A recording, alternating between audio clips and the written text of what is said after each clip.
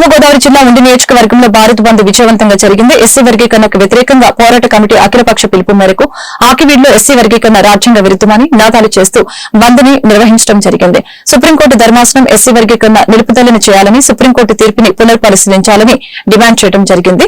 ఈ కార్యక్రమంలో అంబటి రమేష్, గాలి సామ్రాజ్యం, గుండు ధరరాజు, నందమూరి ప్రకాశు, చిట్టిపాపు, దీనా మనసు, జ్ఞానరాజు, శివనరాజు, భీమవరం రాజు పలువురు పాల్గొన్నారు.